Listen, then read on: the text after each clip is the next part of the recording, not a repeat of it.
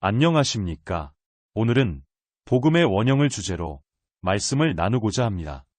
사도 바울은 고린도 교우들에게 보내는 첫 번째 편지에서 인사말을 전하고 이어서 몇 마디 덕담을 나누더니 곧바로 고린도 교회의 분열상을 지적하며 책망했습니다. 고린도전서 1장 11에서 14절을 보겠습니다. 나의 형제자매 여러분, 글로에의 집사람들이 여러분의 소식을 전해주어서 나는 여러분 가운데에 분쟁이 있다는 것을 알게 되었습니다. 다름이 아니라 여러분은 저마다 말하기를 나는 바울 편이다. 나는 아볼로 편이다. 나는 게바 편이다. 나는 그리스도 편이다 한다고 합니다. 그리스도께서 갈라지셨습니까? 바울이 여러분을 위하여 십자가에 달리기라도 했습니까? 또는 여러분이 바울의 이름으로 세례를 받았습니까? 내가 여러분 가운데에서 그리스보와 가이오 밖에는 아무에게도 세례를 준 일이 없음을 하나님께 감사드립니다. 이렇게 기록되어 있습니다. 고린도 교회에 적어도 4개 이상의 파벌이 있었다는 것을 나타내는 본문입니다. 그리스도파, 바울파, 게바파, 아볼로파가 있었네요. 한국 교회가 초대교회로 돌아가자는 말을 많이 합니다.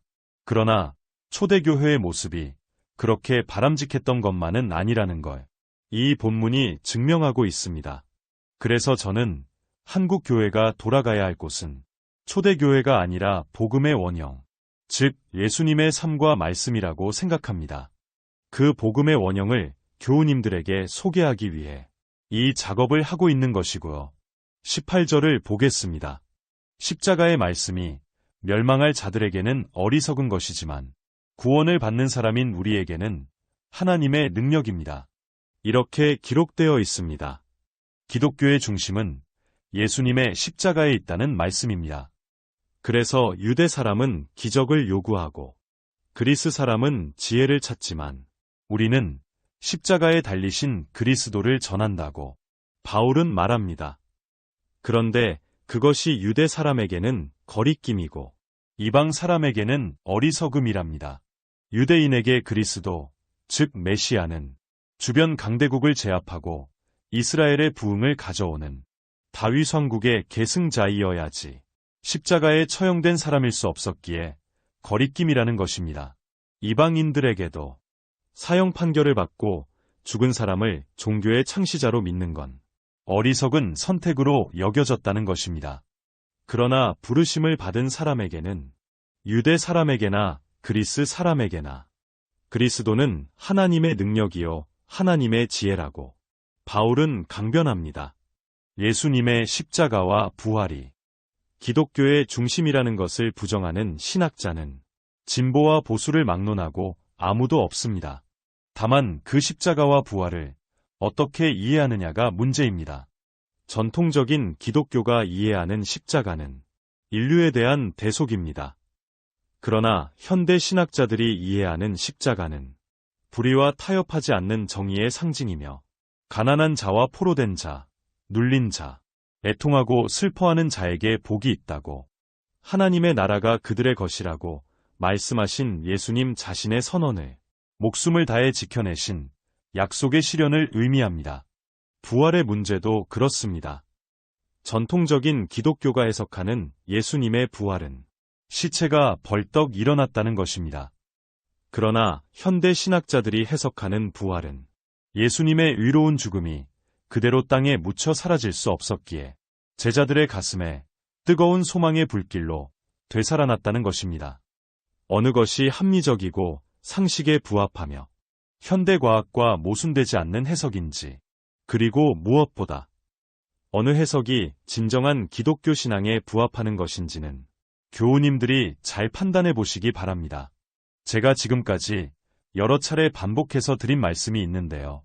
제2차 세계대전이 한창일 때 히틀러 암살단에 가담해서 활동하시다가 체포되어 감옥에서 돌아가신 본 회퍼 목사님의 말씀을 다시 한번 소개해드리겠습니다.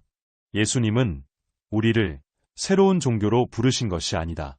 새로운 삶으로 부르신 것이다. 아마 많이들 기억하실 줄 압니다. 우리가 모델로 삼고 돌아가야 할 곳은 초대교회가 아니라는 것입니다. 복음의 원형, 즉 예수님의 삶과 말씀 자체라는 것입니다. 예수님의 십자가 이후 20년 이상 지나서야 신약 성서에서 가장 빠른 바울의 서신이 기록되기 시작했습니다. 그러나 바울은 예수님을 실제로 만난 적이 한 번도 없습니다. 그런 바울의 생각과 주장을 오류 없는 하나님의 말씀이라고 믿어도 되는 것일까요? 바울의 첫 서신이 기록된 지 20년 정도 지나서 복음서들이 기록되기 시작했습니다. 그러니까 예수님의 십자가와 복음서의 기록 사이에는 약 40년 이상 되는 긴 전승의 시기가 있었습니다. 그 40년 동안 무슨 일이 있었을까요? 예수님의 삶과 말씀이 입에서 입으로 전해지는 동안 전달자들의 실수나 왜곡이 전혀 없었을까요? 바울의 편지나 복음서가 발간된 이후에는 더 이상 문제가 없었을까요? 오늘날 성서의 원본은 하나도 남아있지 않습니다. 모두가 복사본일 뿐입니다. 사본과 사본을 대조해가면서 최대한 원본에 접근했다고 하지만 어쨌든 원본은 존재하지 않습니다. 그러면 사본을 복사하는 과정에서의 실수나 왜곡은 없었을까요? 복사한 사람이 첨언한 것은 없을까요? 부지기수로 많습니다. 성서 안에는 아예 사라진 절도 있습니다. 성서를 읽다 보면 괄호 안에 몇 절은 없다 라는 표기가 가끔 있는데 바로 그런 경우입니다. 이것이 성서의 실상입니다. 그래서 성서의 모든 기록을 기록된 그대로 하나님의 말씀으로 이해하면 안 된다는 것입니다.